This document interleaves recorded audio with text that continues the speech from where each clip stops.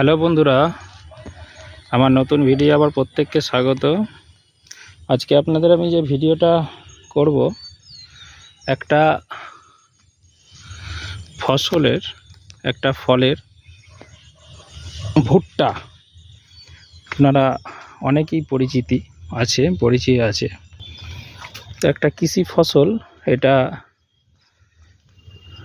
অনেকে দেখেছেন, আবার অনেকে দেখেননি। তো আমার ভিডিওর মাধ্যমে তাদেরকে আজকে আমি এই ভুট্টার কিছু বৈশিষ্ট্যও দেখাবো। প্রথম কথা, ভুট্টা কিভাবে ধরে দেখুন, একদম গাছের গোড়া থেকে ধরছে, পর পর পর পর এক একটা গাছে কিন্তু অনেক কটা ধরতে পারে। দেখুন, দুটো তিনটে তো ম্যাক্সিমাম গাছেই আছে, কোনো কোনো গাছে 4টে পর্যন্ত আছে।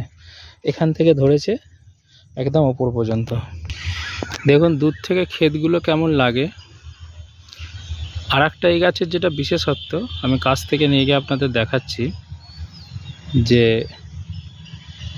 গাছগুলো এরকমই। যেটা আশ্চর্য, দেখুন দূর থেকে আপনারা দেখতে পাচ্ছেন গাছের ফুল কিন্তু উপরে, গাছের মাথায় ফুল রয়েছে, দেখতে পাচ্ছেন নিশ্চয়ই।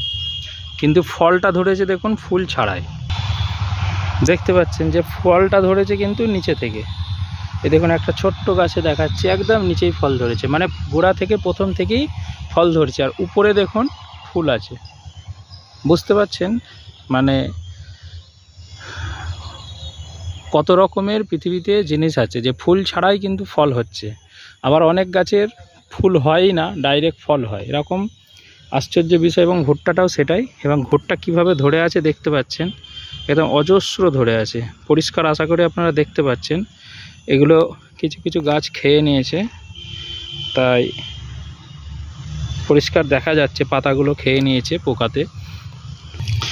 এই ফসলটা আমাদের পশ্চিমবঙ্গের উত্তর দিনাজপুরে ব্যাপক আকারে হয়, এবং মাঠকে মাঠ হয়, এবং অন্যান্য পার্শ্ববর্তী বিহার বা মালদা মুর্শিদাবাদেও কিছু কিছু আছে।